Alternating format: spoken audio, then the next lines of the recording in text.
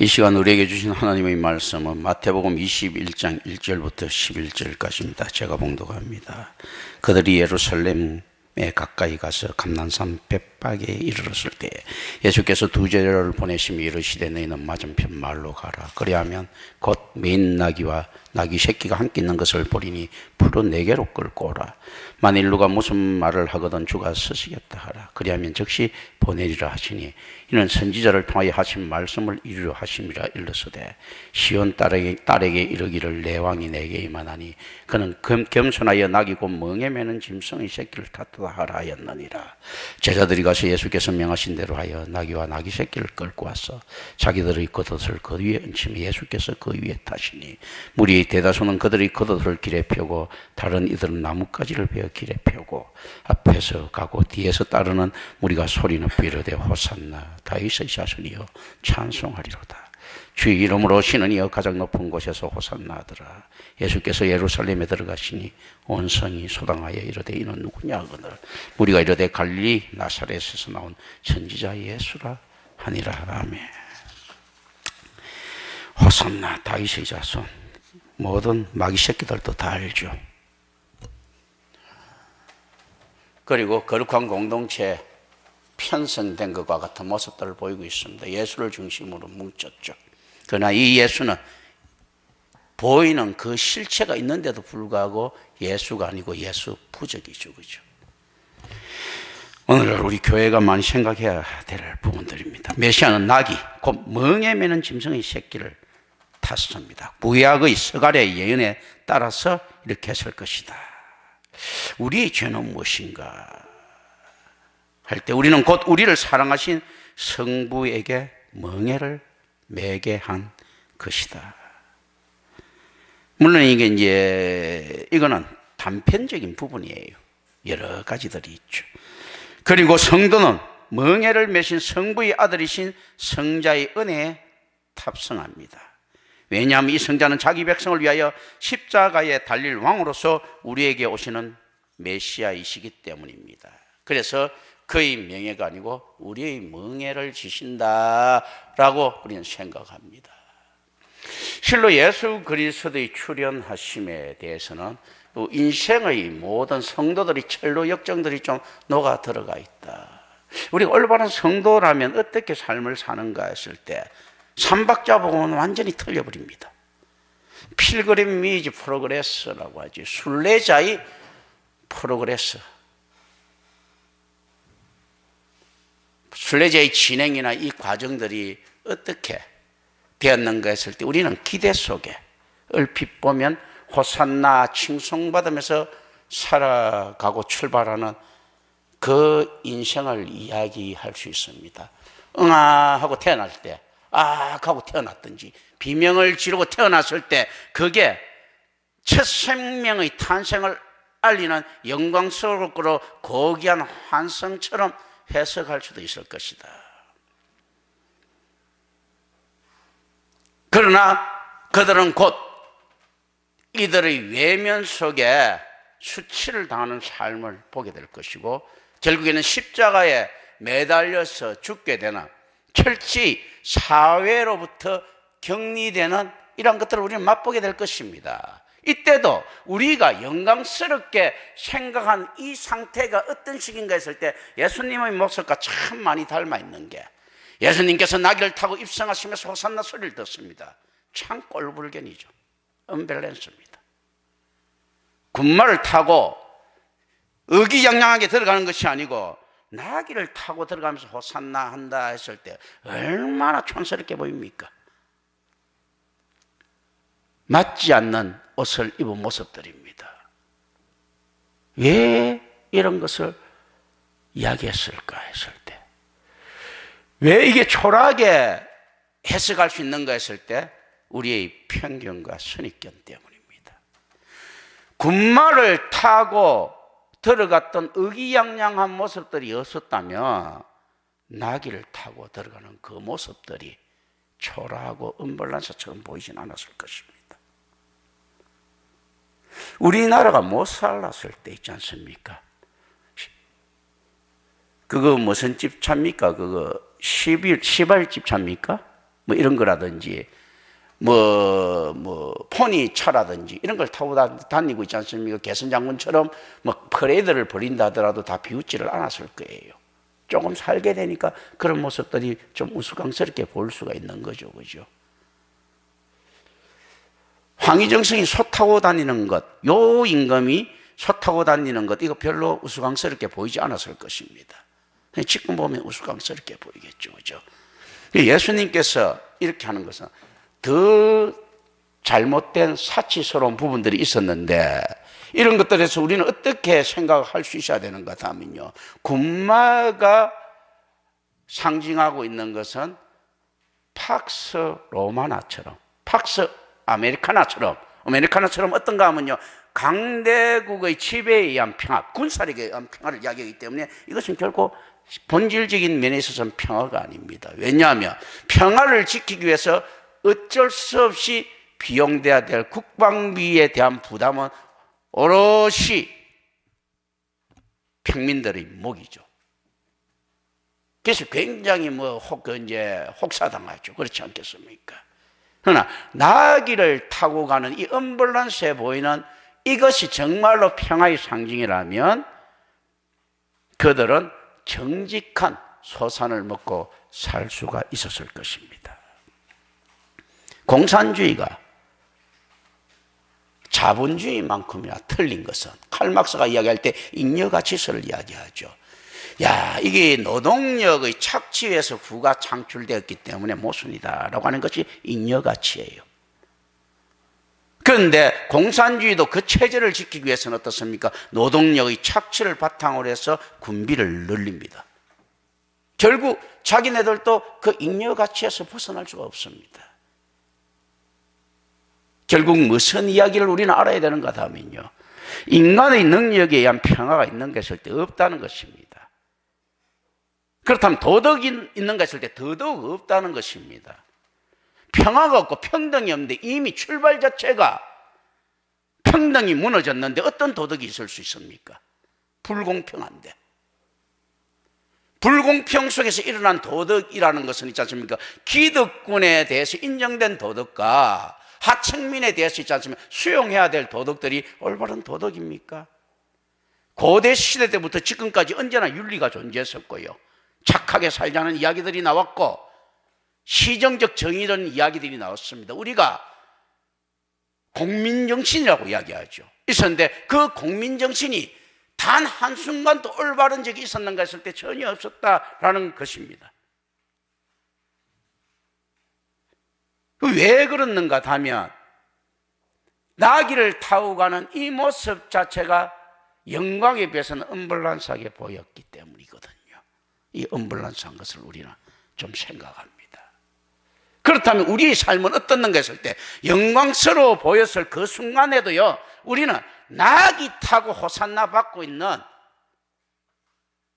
이런 촌스러운 존재들입니다. 언밸런스한 존재들이에요. 그래서 자기 생에 있어서 한 번도 영광스러운 적이 없었던 존재들입니다. 그리고 그건 당연하죠. 전적 타락의 죄인에게 영광이란 게 어울리긴 합니까? 가당치 않는 소리들이죠. 우리 이것들을 좀 생각해 볼 필요가 있습니다. 그렇다면 군말 타고 화려하게 입성해 보이는 것을 로망으로 삼고 있는 이 세상의 만문이점은 어떻는가 했을 때요, 예수 그리스도만이 옳다고 생각했을 때 나귀가 언밸런스한 것이 아니고 군말을 타고 위풍당당하게 걸어가고 리무진을 타고 들어가고 에어버스를 타고 들어가고 했던 그 모습들이 오히려 언밸런스한 것들이라는 것이죠. 어디에서? 하나님의 관점에서 볼 때. 그러니까 참된 호산나를 받고 예수 그리스도께서 들어가실 때요, 호산나 찬양해야 될 놈이 예수는 나귀를 타고 있는데 그들은 군말을 타고 있습니다. 예수는 초라한 모습을 가지고 있는데 헤롯의 궁에서는 여전히 만찬이 벌어지고 있었을 것이고, 빌라도의 군대는 여전히 갑옷을 두르고 있었을 것입니다. 우리 이것들을 좀 생각해 볼 필요가 있다. 세상은 메시아를 영접할 준비가 되어 있는가 했을 때 언제나 준비가 되어 있지 않다는 거죠. 우리 주 예수 그리스도께서만 아버지의 뜻에 순종해서 이 땅에 언제라도 올 준비가 되어 있고 실제 오셨다. 하나님께서는 언제라도 메시아를 보낼 준비가 되어 있으시다. 하나님은 언제라도 모든 인류를 구원할 만한 준비를 다 갖추고 계시다. 그러나 우리는 그 구원을 받아들일 능력이 있는가 했을 때 전혀 없다라는 것입니다. 조언하는 놈이 한 놈도 없죠. 호산나 할 때 예수님 이거 쪽팔립니다. 말로 바꾸시죠. 군중 중에서 제 말을 갖다 쓰세요 하는 게 없고, 어쨌든 간에 이용 대상인 이놈이니까 가장 저비용으로 안 되면 돌 던져버리면 되거든요. 투자를 안 하죠. 그럼 뭐 나귀 새끼 한 마리 타고 들어가가지고 호산나 좀 해주고 겉옷 좀 펴주고 내가 안 되면 그만인데 황금 깔아주고 군마 주고 이렇게 하면 투자가 많지 않습니까?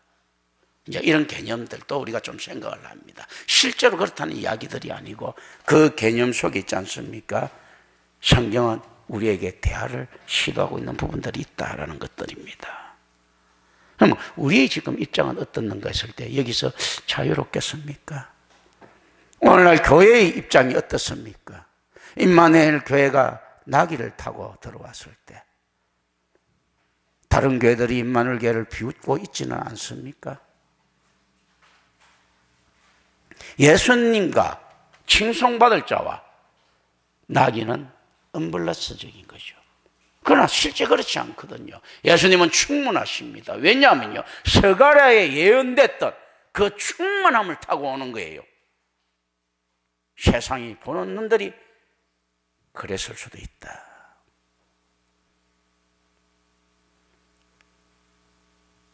이런 이야기들 나올 수 있죠.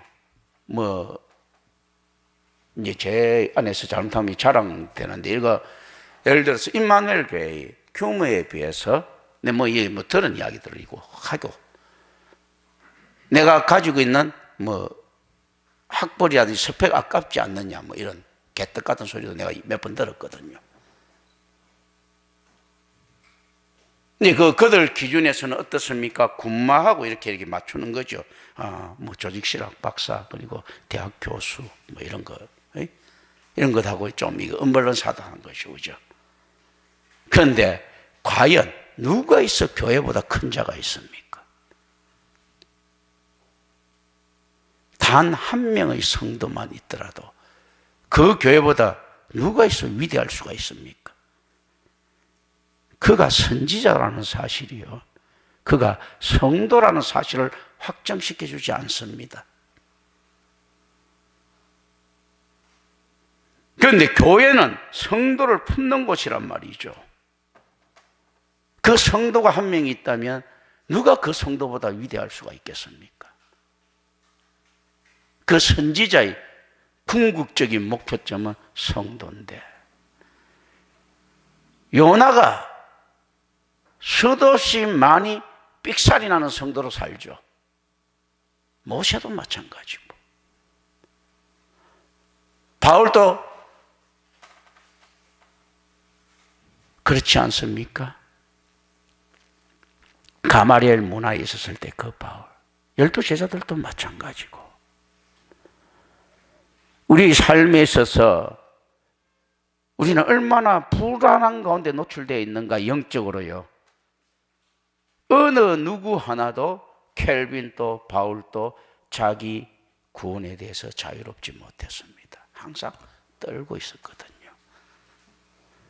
그런데 위대한 교회에서 한 사람의 성도를 생산해낼 수 있다면 그 얼마나 위대한 것인가.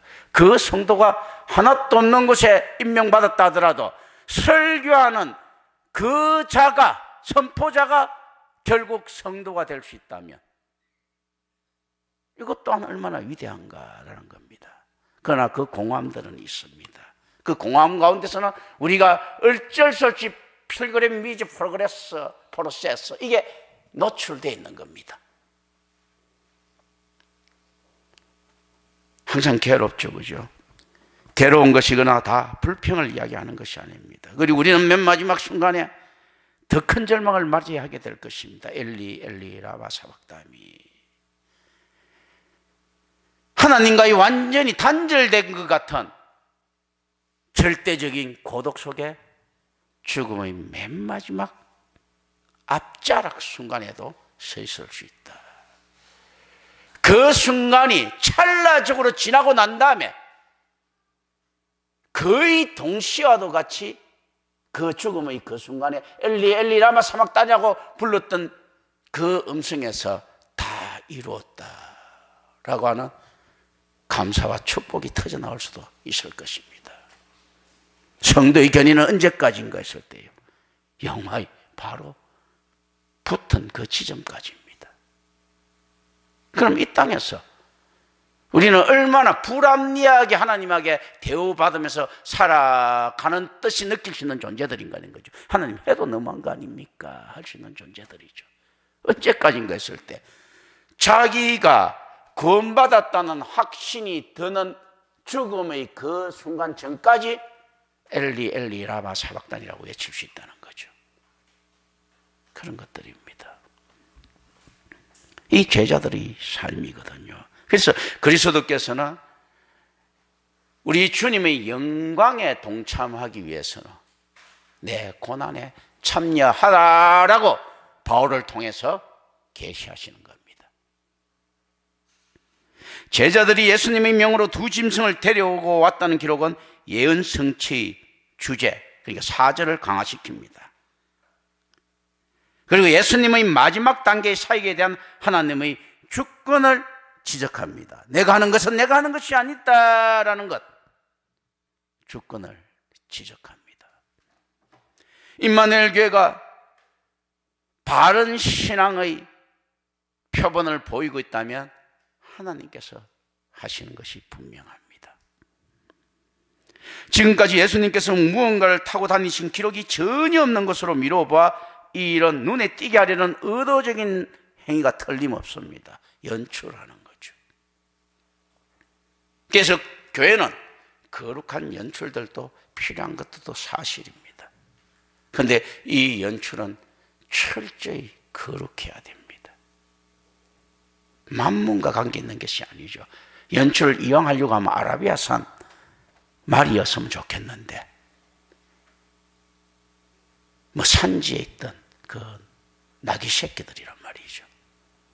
그러나 이게 이제 연출인 거예요. 연출. 이 정도 연출이면 충분하다는 거죠. 여러분들이 복음을 알리고 싶습니까? 그럼 연출을 하면 돼요. 어떻게 연출하는가 하면 자기가 개떡 같은 신앙 가지고 있더라도 저는 우리 주님의 부활을 믿습니다. 그 연출하세요. 진짜 믿는 놈이 그렇게는 안 살 것 아니야. 그 연출이죠. 정말로 지옥과 천국을 믿습니까? 그럼 뭐 이 짧은 기간 동안에 그렇게 살 수 없는 것 아니에요. 그렇기 때문에 우리는 하나님 앞에 누구나 다 거짓말이 섞인 진실 속에 살고 있습니다. 성경은 비슷한 것은 다 가짜라고 이야기를 합니다. 그렇다면 우리가 살고 있는 것이 가짜인데 그래서 무엇이 필요합니까? 예수 그리스도의 중보. 그래서 우리가 아무리 거듭나더라도 우리는 순결해질 수 없습니다. 그러나 하나님의 명령에 따라 거룩해져야 되는 것은 분명한데 어떻게 거룩해지느냐 했을 때요, 억지로 거룩해진다. 나귀 새끼를 군마처럼 우기고 들어가는 겁니다. 그리고 시정잡배의 호산나 소리를 온 인류의 고백으로 우기고 들어가는 겁니다. 사도계인들은 우습게 생각했겠죠. 아래로부터 혁명은 성공한 예가 없다라고 생각하죠. 우리나라 같은 경우는 뭐 동학혁명도 성공할 뻔했던 거죠. 어떻든 외세가 개입돼도 어떻든 간에 성공하지 못한다라는 겁니다. 위로부터 혁명이 일어나야 되는데 힘도 없는 민초들의 이게 혁명은 혁명이 아니고 반란이다. 언제나 그렇죠. 자, 그런데 혁명으로 우기고 들어가는 겁니다. 복음이라고 우기고 들어가는 겁니다. 예수님께서는 유대교의 완성이라고 지금 우기면서 들어가고 계시죠.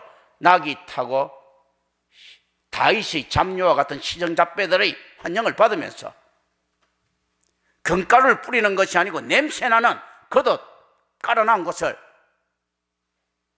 그 모든 사람이 고백처럼 해서 이렇게 갑니다. 그리고 나중에 다시 설명했지만 이 겉옷은 의미가 있는 부분들입니다.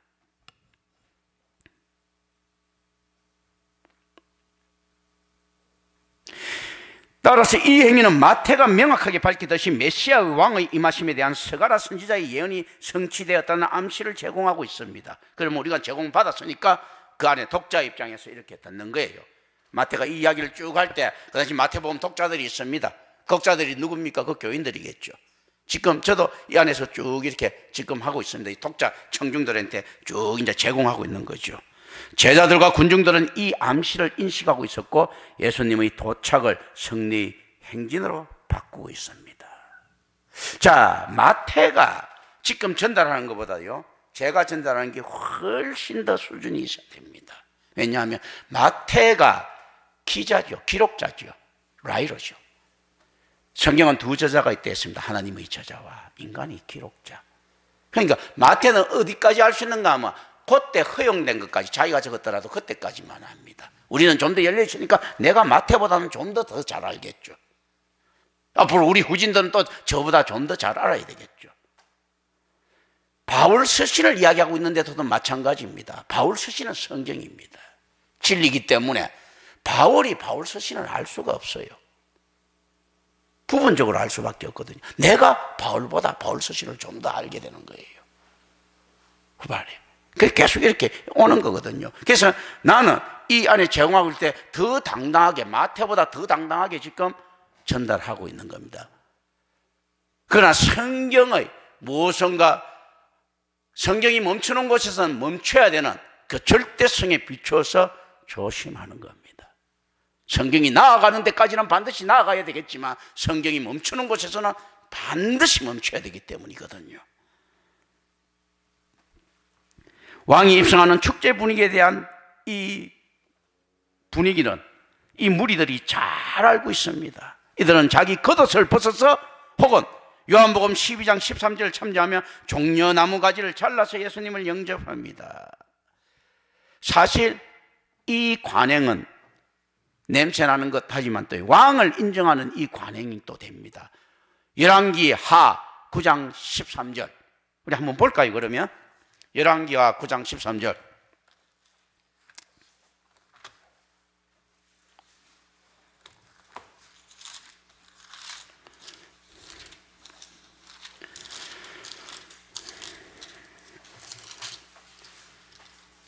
자, 제가 봉독합니다. 무리가 각각 자기의 옷을 급히 가졌다가 섬돌 위 곧 예후의 밑에 깔고 나팔을 불며 이르되 예후는 왕이라 하니라 하죠.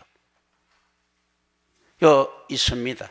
이 형태가 조금 미묘하긴 해도 있죠, 그죠? 이건 분명히 있습니다. 자, 우리는 여기서 이제 좀 생각을 합니다. 유대인에게 있어서 차압되지 않는 물품이 있습니다. 우리가 보통 그 차압이 막 빚이 많고 차압을 당할 때 쌀 같은 거 차압 못하는 거 맞죠, 그죠? 뭐 생활 기본적인 용품들 차압 안 되지 못하죠. 이 당시에는 겉옷이에요, 겉옷. 이제 일교차가 크잖아요. 그래서 겉옷이 없으면 사람이 죽을 수가 있어. 속옷까지는 차압이 되는데 겉옷은 베개로도 사용하고 이불로도 사용하고 한단 말이죠. 그래서 이 추위에 돈 다 뺏긴 놈이 잘 때 옷 갔을 때 겉옷이라도 덮고 자야 되거든요. 차압이 안 되는 물품입니다. 그래서 실제 이제 이런 거 잘 생각해야 됩니다. 요셉의 형제들이 요셉한테 열받을 만하죠.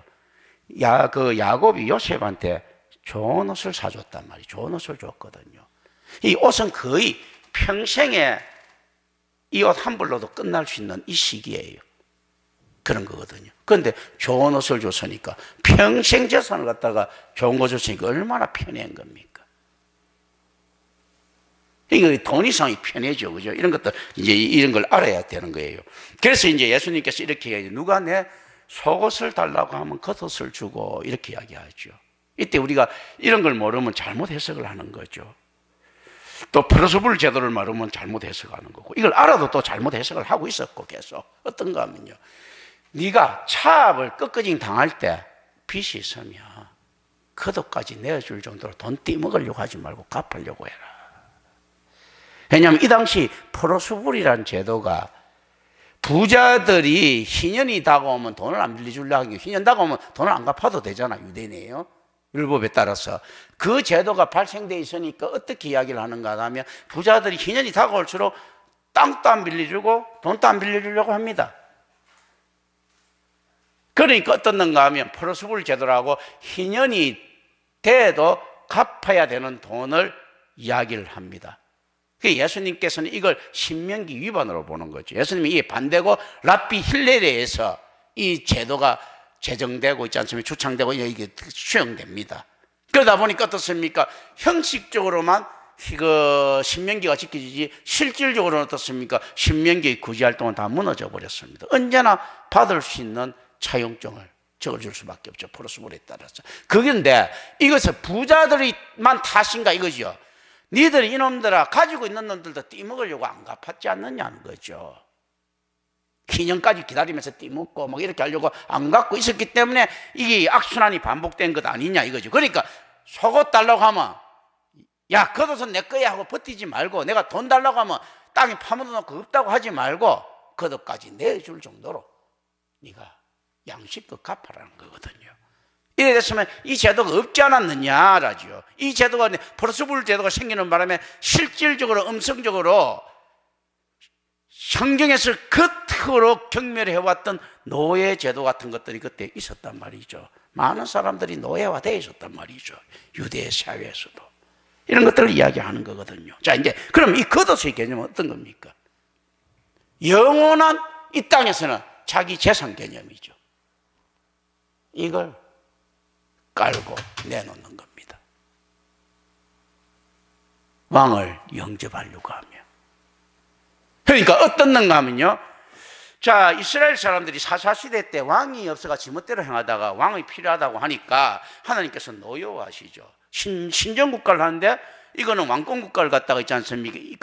그 인간들이 통치하는 국가를 갖다가 가려고 하니까 사울로, 그러니까 사울이라고 하는 그거 신정국가에 반대되는 인정국가를 갖다가 이렇게 인정을 하십니다. 그러면서 해보고 난 다음에 다윗이라고 하는 모형론적으로 신정국가를 대표하는 왕을 또 하나 냅니다.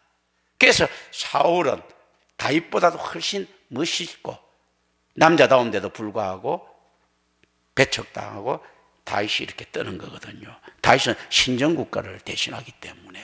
그런데 이들이 왕을 영접하겠다 했을 때는 어떻습니까? 우리가 그 왕을 섬기겠습니다. 이 말 뭡니까? 지꺼내 놓겠습니다. 이거거든요.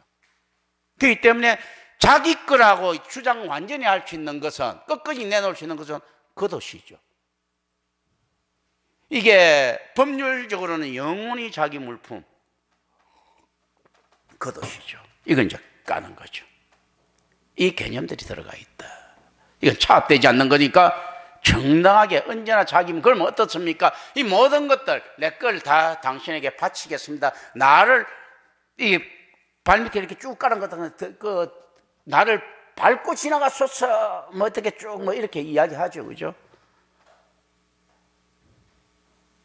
이런 의식들 고대 사회에 많죠.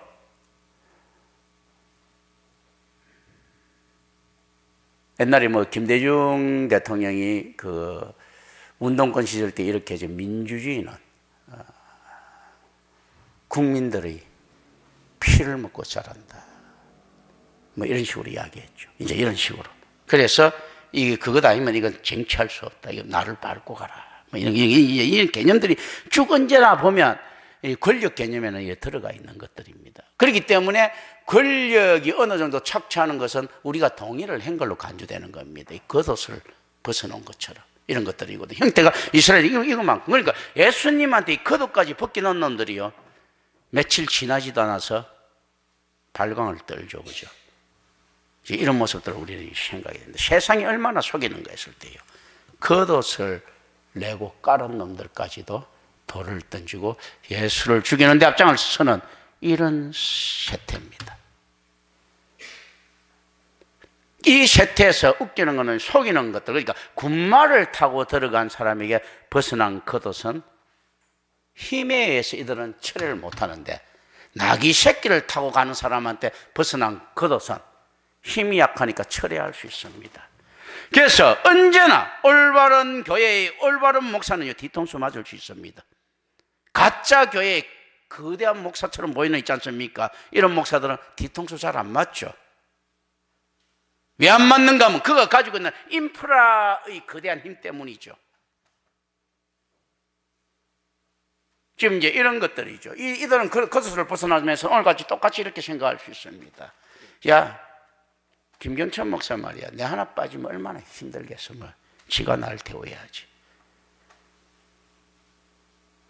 오정현 목사, 어유 그 사람이야, 뭐 아이도 그 되는데 뭐 내가 알아서 해야지, 뭐 이렇게 됩니까? 자, 이게 예수 그리스도, 야, 지가 우리가 호산나 하면 무슨 왕은 개뿔이야? 빌라도가 지나가면요, 총독이라도 왕처럼 대우해 주겠죠. 야, 그 뭐 우리가 반대한다 하더라도 우리가 작살나지 뭐 저기 깨지겠어. 계란으로 바위치기지 뭐 이렇게 되겠죠. 그죠? 그러니까 사람의 맹세가 자기 안에 있는 정직성이나 신념에 의해서가 아니고 외부적으로 보이는 물리적인 힘에서 결정되는 이 모습을 우리는 곧 발견하게 됩니다. 이미 이놈들이 겉옷을 깔았다는 것은 일종의 맹세를 포함하고 있는 것인데 얼마나 가볍게 변개를 합니까? 그러니까 로마 사람들이 볼 때는요, 이스라엘 사람들 개뿔도 아닌 거예요. 로마는 그렇지 않지 않습니까? 백부장을 위해서 그렇게 아들 목숨 바칩니다. 안토니우스를 따라가지고 있지 않습니까? 그 옥타비아누스하고 붙는 클레오파트라 군대들 한번 보세요. 그 클레오파트라 그하고 붙는 로마 군대를 한번 보세요. 안토니우스를 따르지 않습니까? 목숨을 걸고. 이스라엘 놈들은 그런 게 없는 거예요. 얼마나 우습게 보입니까? 몽골이 자기한테 대적하는 사람들은 잔인하게 다 죽였습니다. 그래서 과거에 이런 것 있어요. 속담 중에 어떻는가 하면 터키인들, 트루크, 오스만 트루크 뭐 이렇게 해서 터키인들도 개에게 먹이를 줄 줄 안다. 뭐 이런 식으로 이제 뭐 그런 거지. 그 뭔가 하면 트루크하면 굉장히 잔인한 민족으로 이제 인식되어 있는데 이 사람들조차도 자비는 있다 이거야.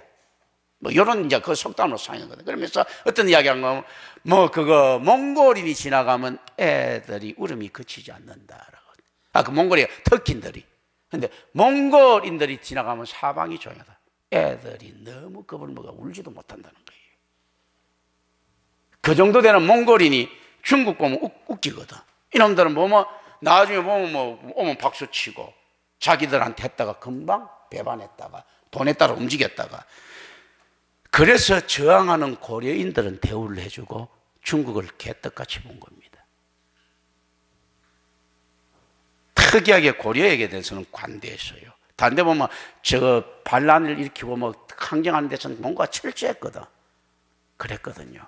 이제 그런 것도 있지 않습니까? 뭐 같은 뭐 우랄 알타이어 계통이라서 그런지 몰라도 하여튼 이제 그런 것들이 거기에 있어요. 그러니까 이게 실제 어떻는가 하면 로마인들 볼 때는 어떻습니까? 유대인이 가지고 있는 하나님에 대한 신념도 이들이 의리로 비춰볼 때는 다 개떡인 거예요. 하는 꼬라지도 한번 보세요. 돈 뭐 굉장히 뭐 사랑 자선 이야기하는 것들은 돈이라면 환장을 하는 민족이지. 거기다가 어떻습니까? 의리도 없고 그냥 뭐 조변 섞게 하지. 이런 이때 보면 그렇다면. 그런데 로마인들은 그렇지 않거든요. 로마인들은 부정부패를 하더라도 떳떳하게 합니다. 이런 말들이 있습니다. 로마는 황금을 산처럼 쌓아놔도요, 그 앞에 어느 하나도 그 돈을 손을 안 댄대. 그리스 사람들은요, 지하 500m에 황금을 숨겨놔도 어쨌든 간에 훔쳐간다. 그럼에도 불구하고 어떻습니까? 이들도 뇌물이라든가 이런 걸 바라는 거예요. 공공연하게 자기 힘에 의해서 이런 것들은 바라거든요. 그래서 로마 황제가 죽으면 그 대신 재산 다 내놓지 않습니까? 이런 것들이 있거든. 그러니까 이런 사람들 볼 때 이게 유대인들은 얼마나 열등해 보이겠습니까? 그런데 이놈들이 자기가 지식처럼 이야기했을 때, 그래서 로마가 가지고 있는 자부심들이 이렇게 나오는 거죠. 우리는 중국보다 칼이 짧다. 아테네인들, 그리스인들보다 현명하지 못하다. 게르마니아인들보다도 우리는 육체가 약하다. 그러나 우리는 세계를 정복했다라고 이야기하죠. 우리는 수없이 많은 전투에는 졌지만 모든 전쟁에는 다 이겼다라고 이야기하죠. 영국이 그걸 갖다 서죠. 영국은 전투에는 수없이 패배했지만 전쟁에는 언제나 이겼다라고 대영조국 시대 때 이야기를 하죠. 이제 이런 게 민족성들을 우리가 이제 생각합니다. 그렇기 때문에 예수님께서 이걸 몰랐겠습니까? 알죠. 예수님께서는 어떻습니까? 유대주의에 안 빠질 수 있는 근거가 마련되어 있습니다. 왜냐하면 어린 시절을 이집트에서 보냈거든. 그러다 보니까 이스라엘을 갖다가 좀 절로 볼 수도 있습니다. 아유, 저놈들. 그런 거거든요. 이제 그러다 보니까 그 지역 감정에 지나치게 빠지지 않았음에도 불구하고 또 지역 감정도 있죠. 예수님도 보면. 이제 이런 것도 우리가 생각을 합니다. 종려나무는 승리, 기쁨의 상징입니다. 그리고 왕이나 전쟁에서 승리한 지휘관을 항례할 때 그 나뭇가지를 꺾어 흔들거나 그 지나는 길에 펴놓아서 환영의 의사를 표시했습니다. 이처럼 메시아 왕께서는 천한 나귀 새끼를 타고 겸손하게 입성하셨지만 우리는 왕에 합당한 대대적인 시위를 하면서 예수님을 성으로 인도했습니다. 문제는 내가 볼 때는 전혀 돈 드는 게 하나도 없어.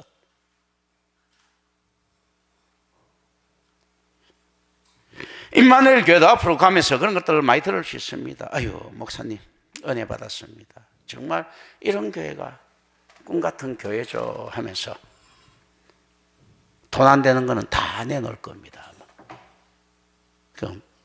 근데 보면 돈 되는 건 하나도 없기 때문에 언제나 돌아서도 아쉬울 것 없는 상태를 메시아 왕께는 우리가 그런 식으로 영접을 합니다. 저도 그래 왔었고 앞에서 가고 또 뒤에서 따르는 순례자들은 일종의 왕의 행렬을 이루고 예수님을 메시아 왕으로 선포하는 소리를 계속 외칩니다. 반복되는 단어 호산나. 이것은 오 구원하소서를 의미하는 아람어 호사나의 헬라 음력입니다. 아람어 호사냐. 오 구원하소서.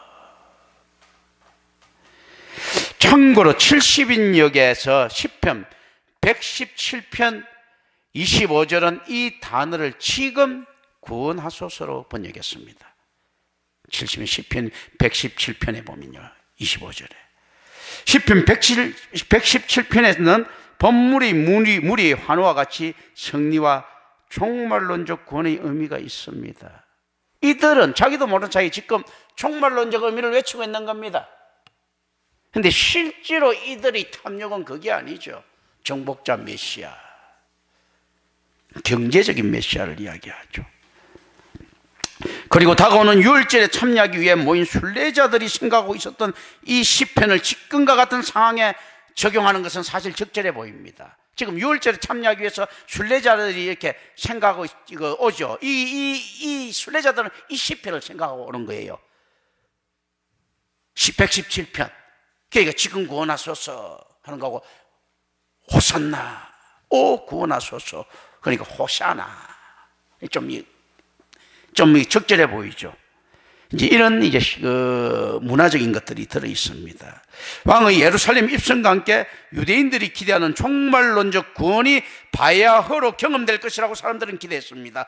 유대인들이 기대하는 종말론적 구원은 뭡니까? 정치적 메시아죠. 여기서 주의 이름으로 오시는 자는 하나님 나라의 약속된 축복을 가져올 다윗의 자손을 나타내고 있습니다. 오늘 이거 다 알기 위해서 좀 빨리 갑시다. 저 남았는데, 그죠? 이제 좀 안에서 이제 생각들을 많이 했으니까.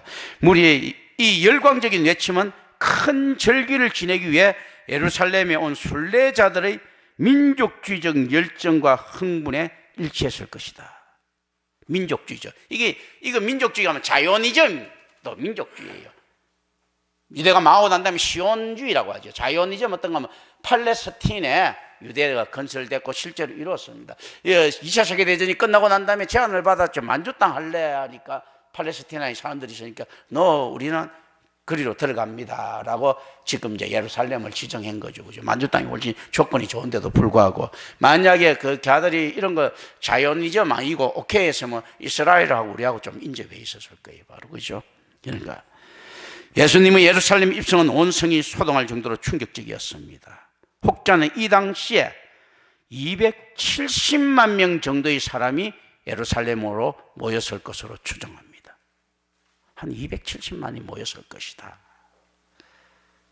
이 소동은 백성들이 우리가 또한 반영되어 있습니다. 묘하지. 270만 같으면 참 묘한 겁니다. 이스라엘 광야에서의 숫자하고 비슷하게 닮아있는 부분들이 있어요. 그죠? 추종자들이 기대와 다른 무리들이 우려 또는 대다수의 나머지 자들, 추종자들이 기대하는 다른 무리들, 이거 참 좀 걱정스럽다. 우리 항상 그런 거 있죠. 그리고 다른 자들, 이제 백성들의 우려가 또 반영되어 있다. 이 안에서는 환호도 있지만 걱정도 있다. 이거 붙다가 노마가 얼마나 강한 곳인데, 진짜 이거 전쟁이 폭풍전야가 없거든. 벌어질 것 같지 않습니까? 그 기대 반, 흥분 반, 걱정 반, 이렇게 있죠. 그죠? 어떤 사람들은 막 라면 싸고 쌀 싸고 난리 날 수도 있고, 속으로는. 우리나라 같은 것이 그렇지 않습니까? 이런 것들이요. 이는 누구냐라고 질문을 합니다. 10절에 보면 이는 누구냐? 이들 걱정하는 사람들 무슨 질문하고 닮아 있습니까? 출애굽을 이끌 모세의 질문과 유사합니다. 당신은 누구십니까? 라고 야유있게 묻죠. 그리고 이 민족들 이끌어 나오는 이거하고 닮아 있죠. 250만이 나오는 것과 270만이 나오는 건 닮아 있고, 이는 누구냐? Who are you? 라고 해요. I am who I am. 나는 나다. 자존자다. 스스로 있는 자다. 나는 근원가. 이런 것들이 본질이 필요 없는 자다. I am who I am. Who are you? 이렇게 이제 이는 누구냐라고 이제 이 모세의 질문과 유사하지요. 세상이 그리스도께 Who are you? 묻습니다.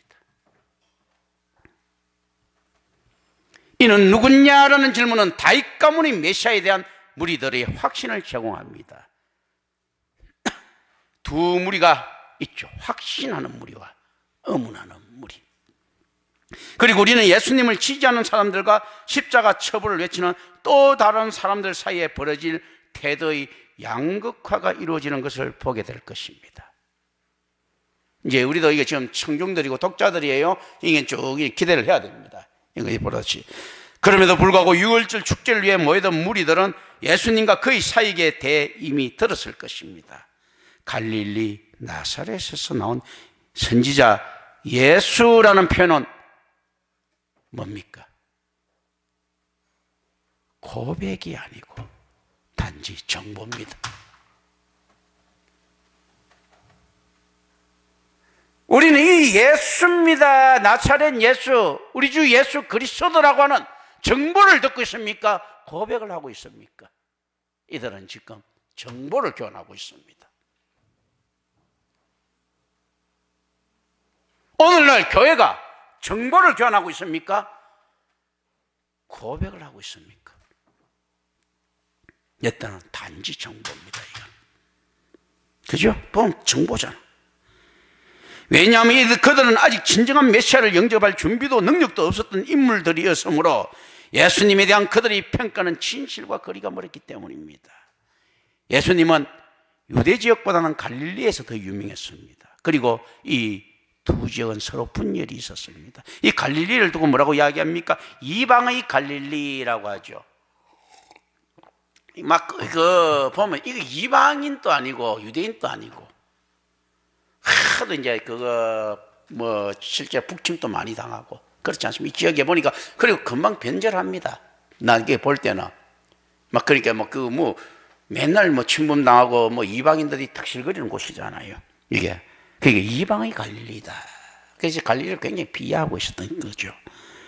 예수님은 누구십니까? 라는 질문은 기독교 신학의 핵심이 되는 질문입니다. 저도 여러분에게 성동가 아닌가 알려고 하면 물어야 되겠죠. 예수님은 누구십니까?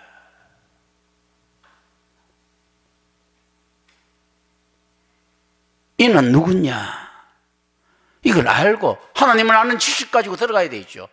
모세가 묻죠. 당신은 누구십니까? 하나님은 어떤 분이십니까? 라는 것들이 포함되어 있는 겁니다. 예수님이 누구시냐라는 것은 기독교 신학에 있어서 핵심적인 질문이다. 그런데 올바른 신학에 토대한 신학이 없는 신학이 없는 자들이 항상 먼저 대답합니다. 누구냐 했을 때 고백이 나와야 되는데 정보가 나온단 말이죠. 그러나 이런 행동은 메시아를 죽이는 악한 범죄를 항상 양산해냅니다. 오늘날 우리 세대의 교회와 신학교는 과연 이 무리와 차이가 있습니까? 그리고 여러분들은 어떻습니까?